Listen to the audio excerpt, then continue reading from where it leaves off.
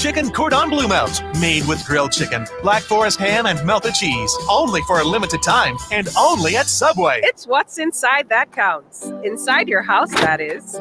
With Beacon, you can ensure everything inside your home with our Easy Buy contents packages. Just click, match, and buy to cover your furniture, electronics, appliances, clothing, kitchen items, and much, much more. For maximum peace of mind with minimum fuss, log on to beacon.co.tt and choose your package today. Call us at 440-4447 for more info today.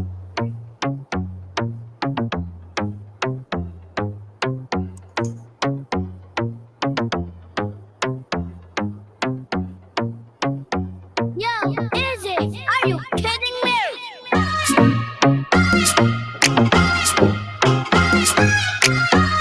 And we are back in the room. That's why we're back in the ladies' room for another very, very important conversation. And it is indeed a pleasure to have you guys back with us again.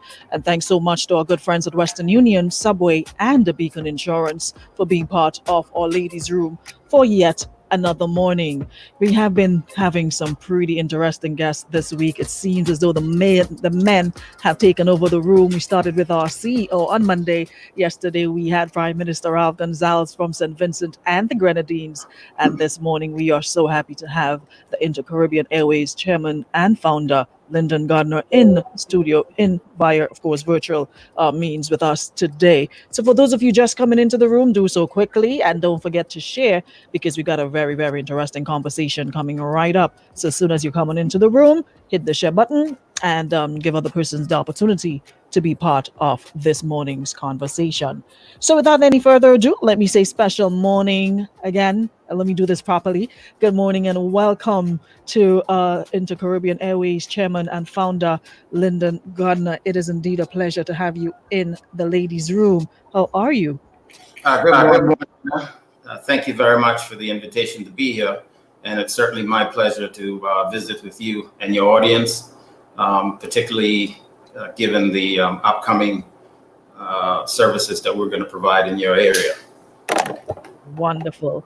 Well, you have a pretty interesting background. So I want to delve a little bit into that before we discuss the upcoming trips planned for Grenada and what else Inter-Caribbean Airways will have in store for the region. We'll touch on all of that, but we really want to get your story because I think it is such an inspirational story.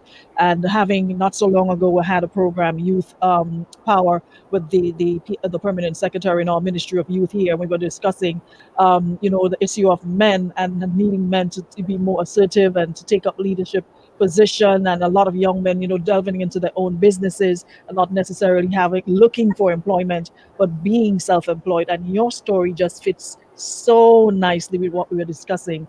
We'd love to hear a bit of it from you. Okay, well, thank you. First of all, I think it's quite appropriate, to give a bit of my story because particularly in the ladies' room, we in the Caribbean put a lot on love and relationships. Particularly those with our special ladies and our family. I finished school, was working with a bank, and fell in love with a lady in the Dominican Republic. Wanted to be able to go there to see her, and I learned to fly.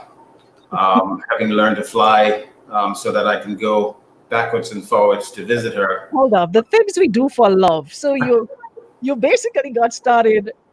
The Airways got started because you fell in love with a woman who lived in a different island. Absolutely. Wow. One day I'm gonna be able to I'm gonna give you the abbreviated version today, but one day I'm gonna be able to put the long version in the book. It's quite interesting. As you said, the things that people do for love. But needless to say, I then had the airplane later on. The relationship matured, and I began to have the airplane flying only for fun, basically on the weekends. I had a friend of mine that came and said, "Look, why don't you take us out for a trip? There's a billfish tournament." I left and did the billfish tournament overflight with him, and then came back, and he says, "Well, how much do I owe you, Gardner?" And I said, "I don't know, just give me something." But So how did you come to own that plane to begin with? well, I was quite. It's quite interesting because I didn't come from a family of Maines. So my employer, I borrowed the money from my employer, which was Barclays Bank at the time, and was able to buy the airplane. First of all, I was not the very punctual guy on the weekends, because Friday about half day I'd want to go so that I can take the scheduled flight over. And initially started off, I told my boss, the manager, look, I need some money to get my pilot's license. He then gave me a loan to get the pilot's license. And then 6 months later, we were having the same conversation. Why are you missing every Friday or every other Friday? And I said to him, well, it's still this issue with getting to the Dominican Republic. And he said to me, well, you've got your license now. I said, yeah, but there's one important thing. I don't have an airplane. And, I then made a plan to get an airplane using some of my savings, and using the rest was a bank loan from him. God bless his soul. He was a very good man, and he saw that I had potential, and he actually gave me the loan. So I went, took this friend out flying, did the Billfish tournament, came back, and he said to me, how much do I owe you? I said, I don't know, give me something. He gave me $5 of the crispest $100 I've ever seen in my life. And at the time I was making about $1,122 at the bank. And I said to my manager, you know what, I quit. And I just didn't go back to work and decided that I would use my airplane as an informal taxi until such time as civil aviation caught up with me. And then they said, well, you can't do that. You're going to need to get a license. So I went further and got the licenses. And then in 1991 was when I incorporated the company, Inter-Island Airways. 1992 was when we finally got through all the certification process. And then we began starting with the airline. Talk about inspiration. That is indeed an amazing, amazing story. Imagine working for $1,100, and I presume that's a month, right? Yes, that was a month. And getting 500 one trip. Yeah, I don't know how people live on $1,100 anymore. It is amazing. How many planes do you have now, starting from that one, and of course, now in 2020, where are you now? Well, right now we have 16 airplanes fully deployed. The company owns about 23 airplanes. What we were doing now is just before COVID hit, we were preparing to augment our services across the Caribbean. And so we had bought a number of airplanes that are in various stages now of being reconditioned in the sense of, being prepared for our AOC, making sure that all the maintenance is up to date, painting it in our livery, doing all the interior work, and getting all the certifications so that we're in a position to operate those. So COVID has slowed us down, but certainly by the end of the year, we should be on target to operate all 23 of those airplanes. We're going to go more in depth with that in just a bit. But of course, pre-COVID, what were some of the plans that you had in place to enhance your services or extend them? Well, our dream, or my dream, has always been to create a pan-Caribbean airline. And that is one that was focused on Guyana in the south, to Havana in the north, and obviously serving all of the islands in between.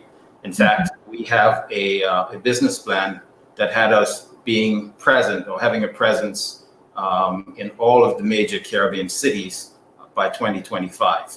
I think COVID is going to slow that down, but given some of the other change dynamics, we certainly anticipate being able to fulfill that objective by 2025, if not sooner.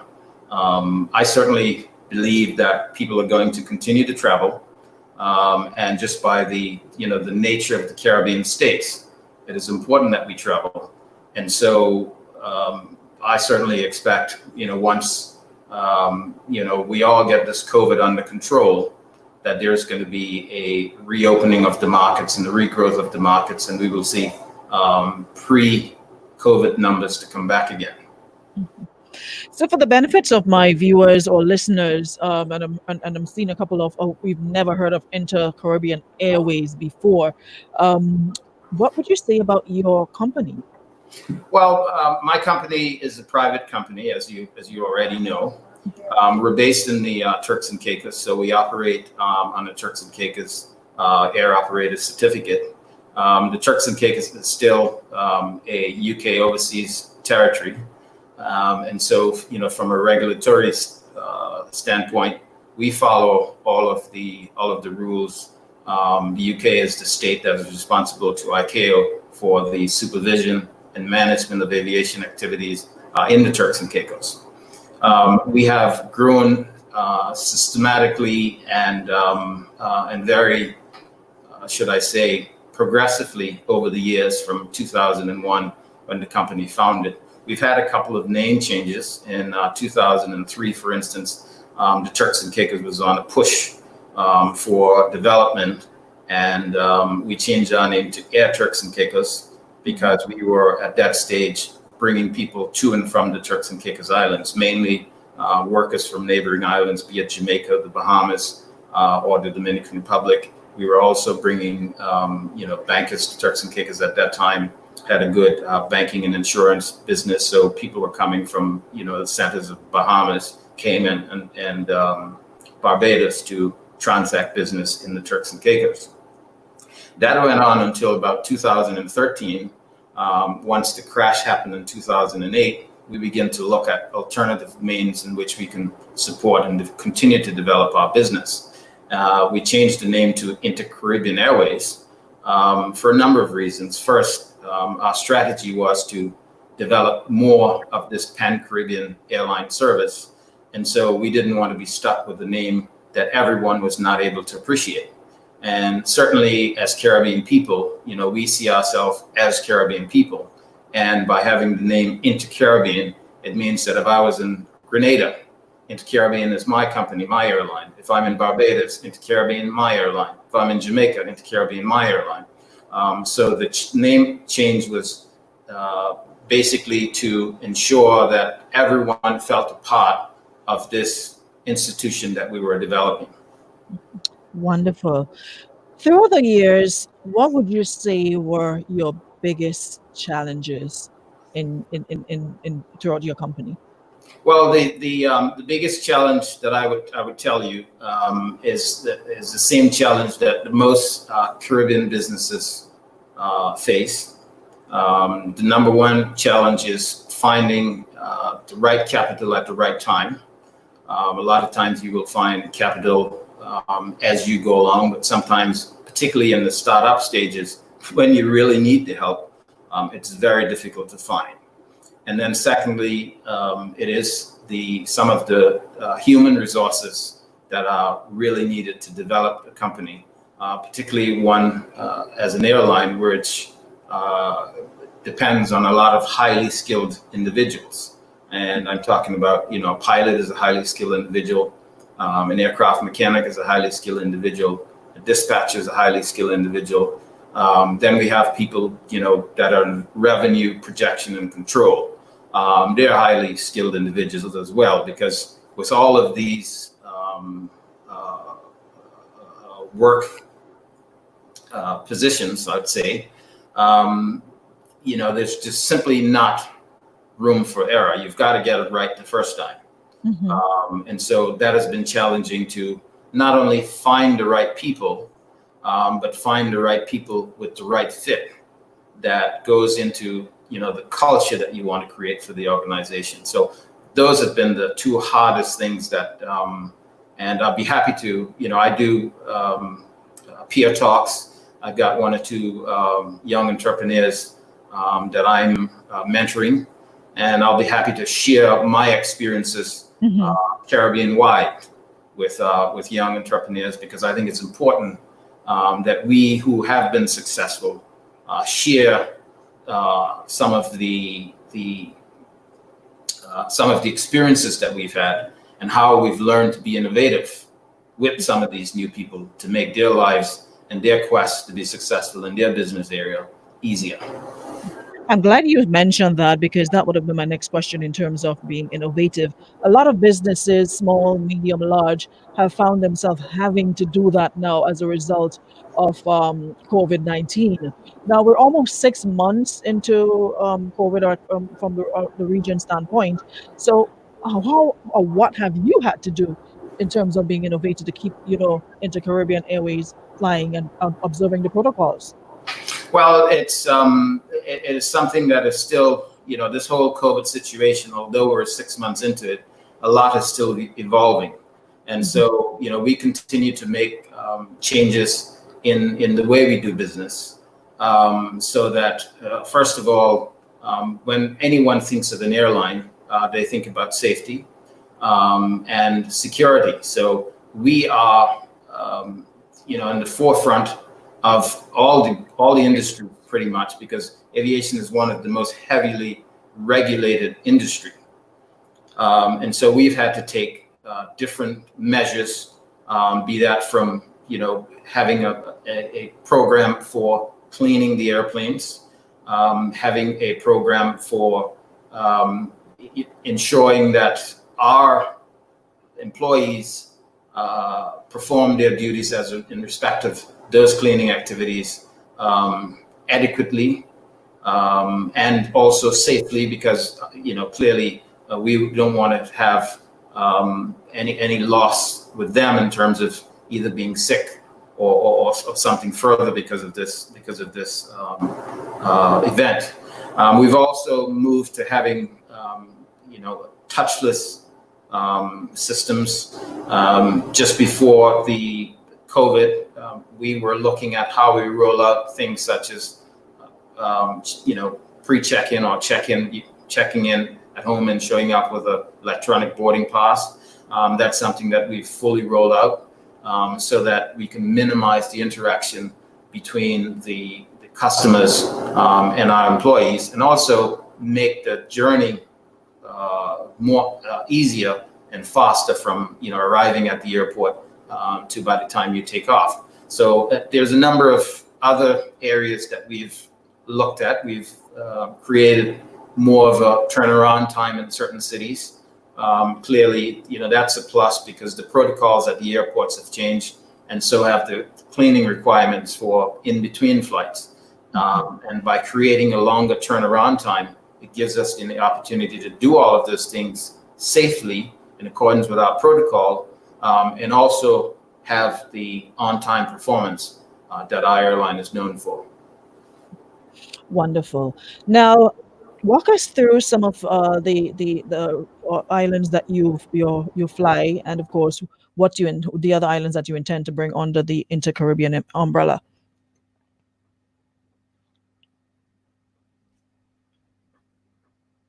Okay, I think we may have. Okay, we're back now. Right, I lost you there for a minute. Yes, I was asking about some of the region where the islands that you fly, and and others that you intend to add to the Inter-Caribbean umbrella. Well, for the last since 2013, so for the last 7 years, we've essentially dominated the Northern Caribbean skies. We operate and from anywhere from 50 to I believe 62 or 64 flights per day, and we're big in the Bahamas, Cuba. We fly to 2 cities in Cuba. We fly to those 2 cities in Cuba from actually 2 destinations outside of Cuba, that being in Jamaica and being in the Dominican Republic. We operate in 4 cities in the Dominican Republic. We operate in the British Virgin Islands. We operate in San Juan, Puerto Rico. We have, in fact, 2 connecting hubs, one in the Dominican Republic and one in Tortola in the British Virgin Islands. And essentially what happens is we use the Dominican Republic as a connecting point between our northern and southern hubs. So we would funnel all the people that are coming from the Eastern Caribbean. The cities that we were serving pre-COVID was Antigua, St. Lucia, and Dominica. So they would be funneled into Tortola, and then St. Martin as well would be funneled into Tortola, And then from Tortola, we'll take them to Santo Domingo, where from Santo Domingo, they can go to Havana, Kingston, Montego Bay, Santiago de Cuba, Providenciales, or Nassau. So I hope you can see the structure that we had in terms of looking after or covering the Northern Caribbean area. It really lives up to the name of Inter-Caribbean, because you're definitely connecting it. Absolutely. Mhm. Absolutely. You know, I think it's you know, a name, you know, this may sound like a marketing line, but a name is really supposed to say what it is that you do. And in fact, I think Inter-Caribbean is just as good a name. And as I always say to people, you know, we're working in providing services and providing, you know, connective options, because at the end of it, besides doing those things properly, we're looking for this company to be the third most known symbol in the Caribbean. And of course, you know, the Cross is the number one and Coca-Cola is number two. So we will be number three into Caribbean. I like that. So in terms of other islands that you'll be servicing soon, or earlier on you mentioned Grenada, and of course, you know, the liquidation of BN has dealt a serious blow to the region, you know, connecting some of the other dots that you have not been servicing. So now that you are in the market, tell us about some of the other islands you'll be adding to your airways. Well, we're very excited about the possibilities we have in the Eastern Caribbean for growth, to expand our service, and just to be involved generally more in our part of the Caribbean, I would say.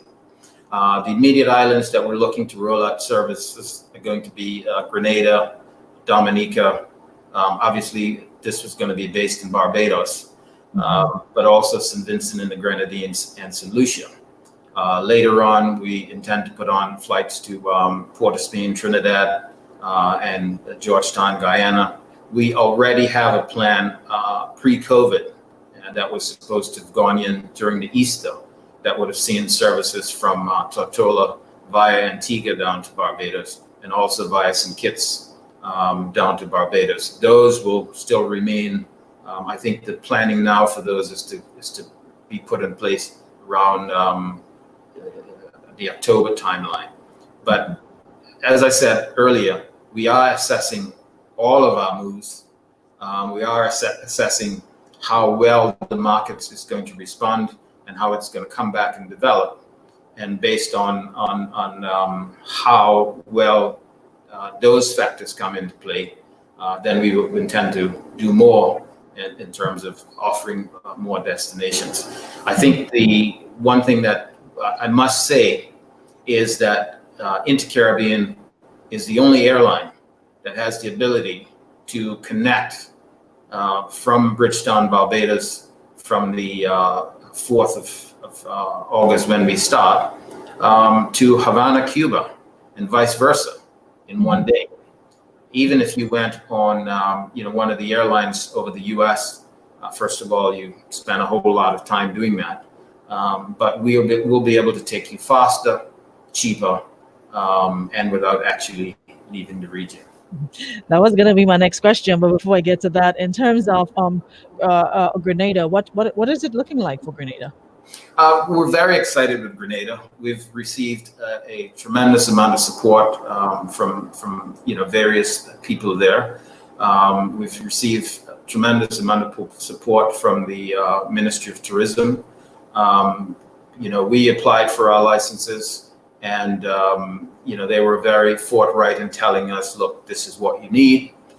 We provided it, and they said, this is the time we need to make the considerations and so on, and we'll let you know. And everything sort of flowed as it's supposed to. I think it's very important that, and I'm going to get back to Grenada soon, but I think it's very important that we have a harmonized system for promoting aviation activities.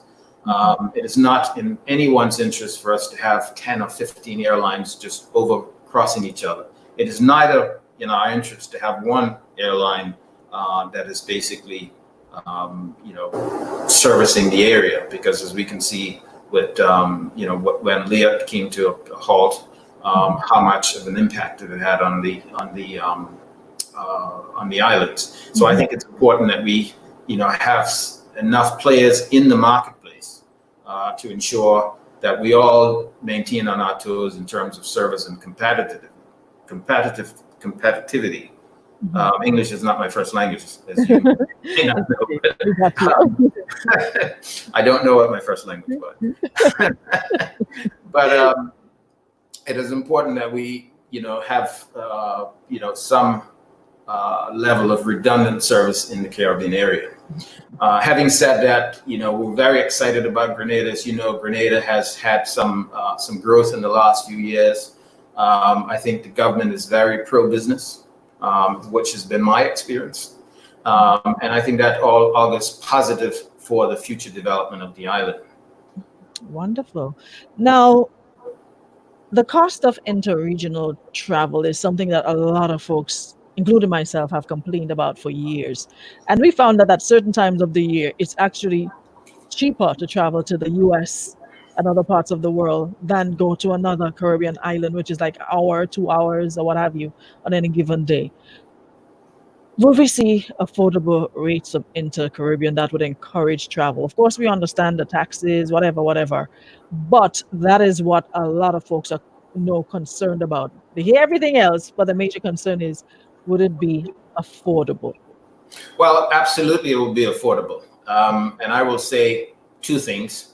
Number one, as a Caribbean country, as a Caribbean company, we're not in it for the short haul. We're not in it to maximize profit. What we see and we are working on a long-term project of developing a Caribbean institution. And when you make long-term decisions, they're not made with short-term gains in mind.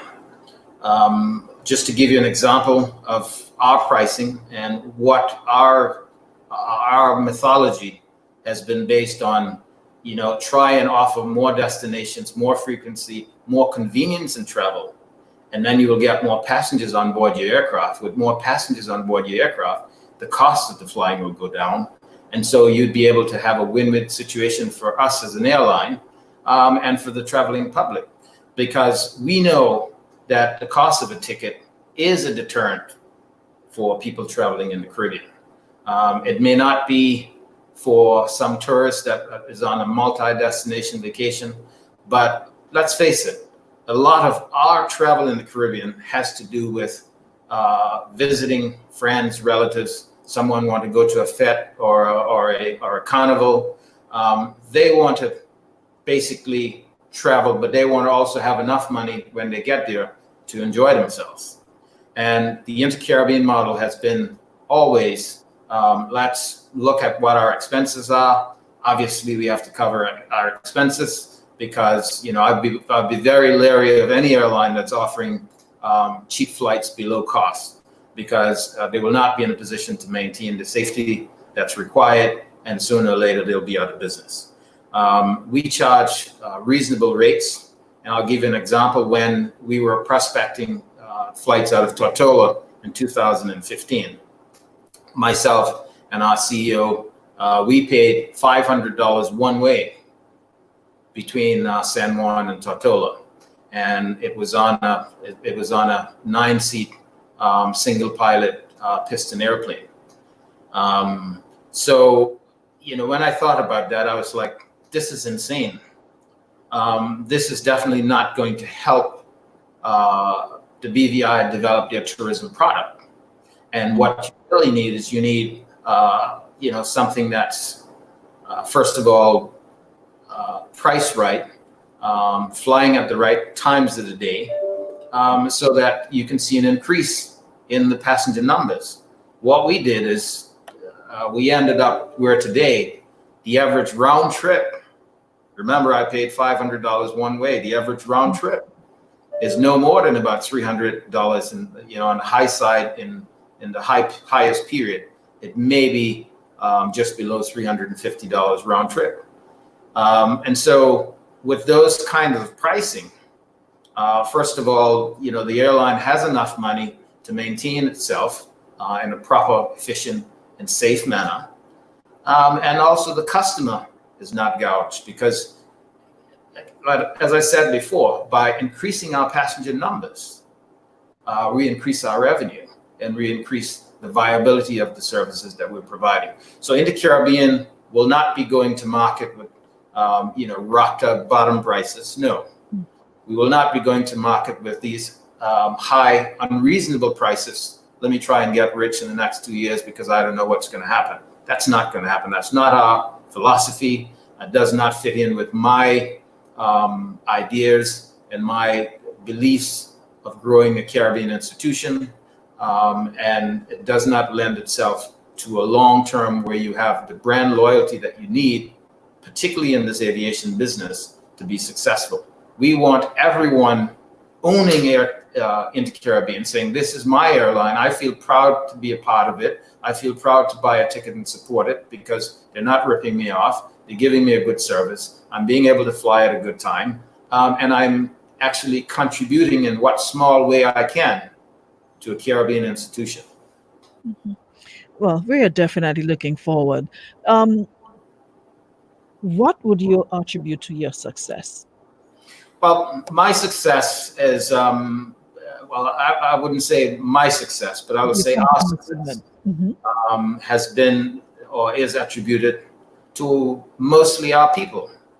Now, I'm the person that is out front. And in every organization, you need to have a leader. But I think more important, the leader needs to recognize, first of all, what are the greatest assets that you have. And in our company, the greatest assets that we have is not the airplanes, it is the people. Because the people are the ones that deliver the service. The people are the ones that buy into the vision.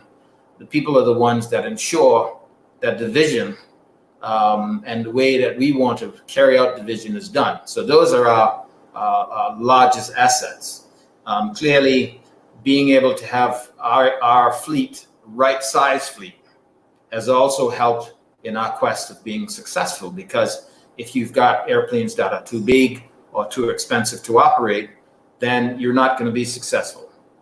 Certainly not in these markets. I think what the Caribbean needs is one or two very good hubs, direct services from those hubs, probably some hubbing from hub to hub, and the business will continue to grow. So having the right size airplane and being able to fly at time that is actually convenient for people, two of the other points that has made this airline successful.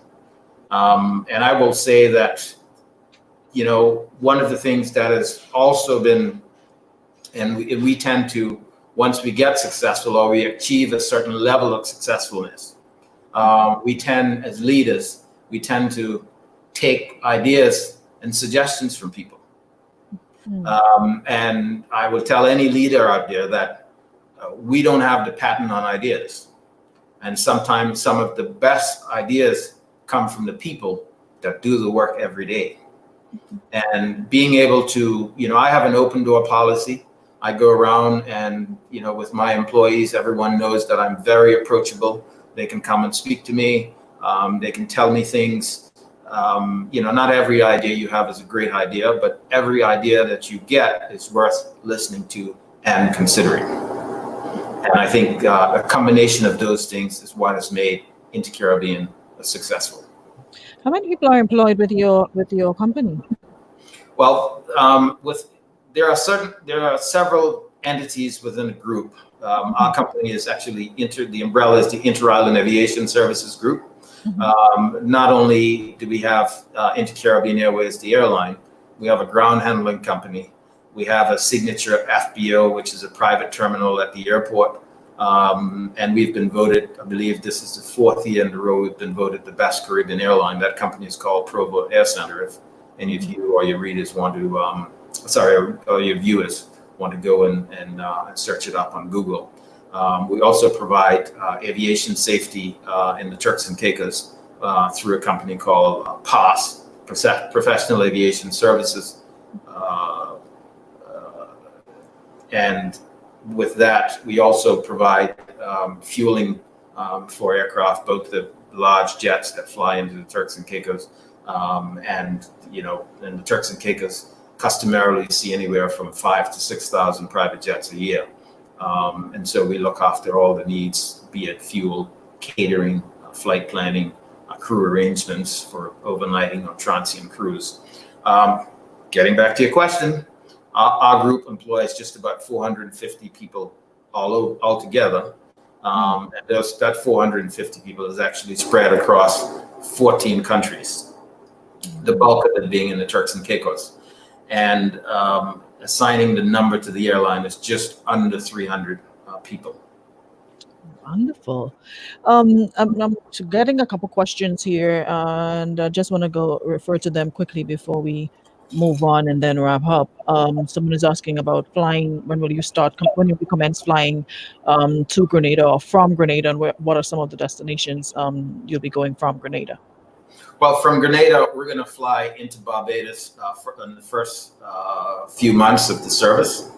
But in Barbados, you're going to be able to do connections into Dominica, into St. Lucia, St. Vincent, subject to regulatory approval in St. Vincent, which we are working on diligently.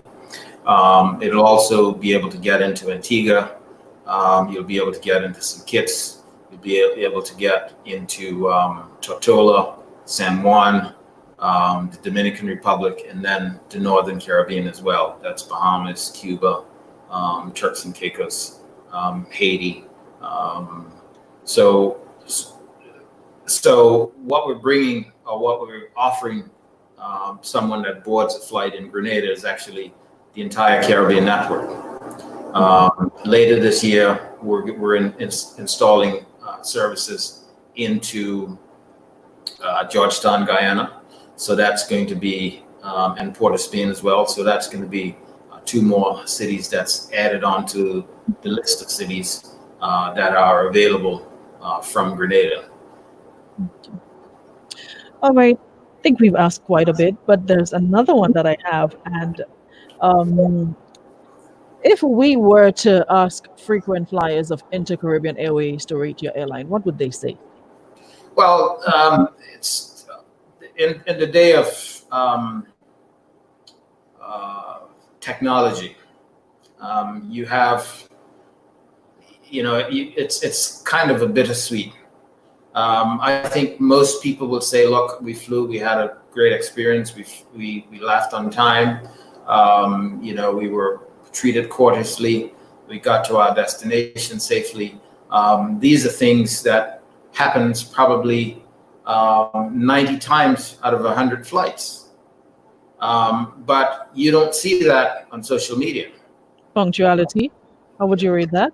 Well, our punctuality has been, over the last 2 years, we've had, I believe, 2 instances where we've had delays. One was occasioned to some pilot training event that was not done as scheduled due to a failure in our supplier. We had a simulator that failed for about 3 weeks, so we weren't able to accomplish it, and we had some knock-on effect for that.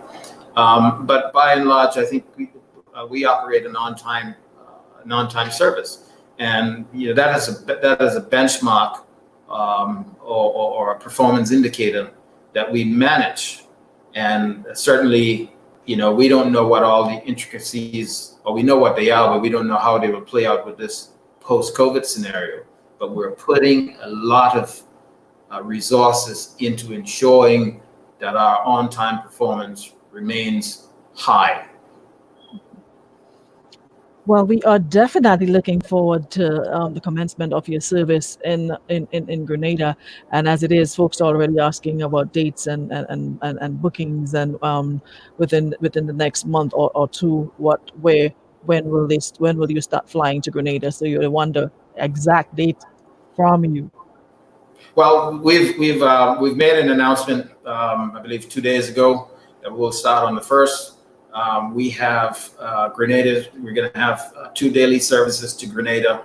All the flights already in our system. In fact, I checked last night, and they're available for booking at intercaribbean.com.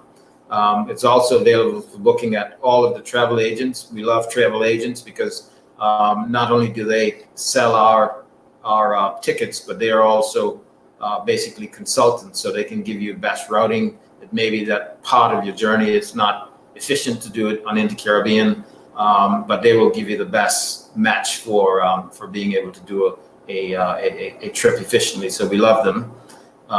We actually still pay them a commission, so a lot of the big airlines, I'll leave them to fend for themselves. So it's important that we get the message out there. And then on the 1st of September, we're looking at introducing an early morning flight out of Grenada by demand. And that is because people says, look, we want to go to Barbados to do business or go to the embassy. We want to be able to go to maybe another island and do business because you have the connection option to say go to St. Lucia. And then we can come back in the afternoon and then get back into Grenada at night. And that is a service that we operate. So basically from 1st of August, it's going to be 2 daily returns. And from the 1st of September, it's going to be 2.5 daily returns. We're very excited about Grenada. As you know, Grenada tourism has and continues to grow.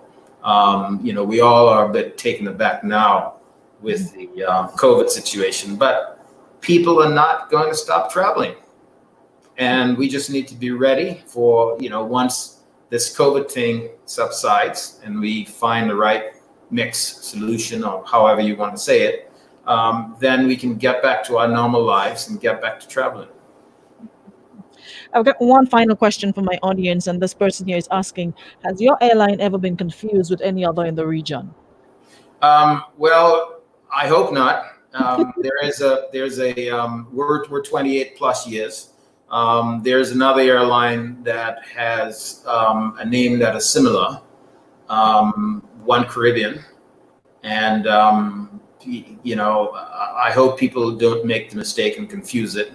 I would say that, it's hard to miss, the branding that we have, the yellow, the different reflections of the water in the Caribbean with the light blue and the dark blue, and the pinks that we put into our livery, which represents the flamingos, which are the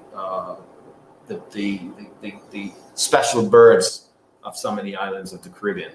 I think it's very important that we have brand presence at all of the airports we operate, and we certainly recognize that as a potential for confusion. And so we're doing what we can to ensure that our brand stands out and people know for sure, look, I'm buying Intercaribbean and not some other derivative of Caribbean. Great.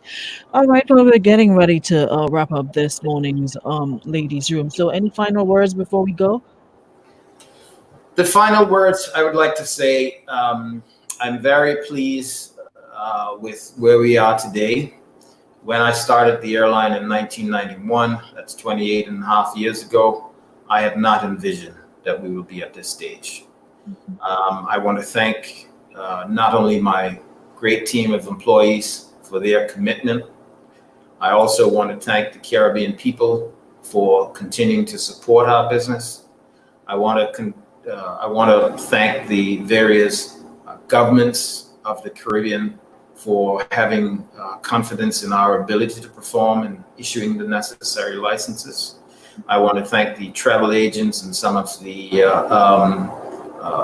private individuals throughout the Caribbean that have been calling and giving words of encouragement to continue, and words of encouragement and insight as to how some businesses are done on the various islands. We are in the Caribbean, but every island has a different flair.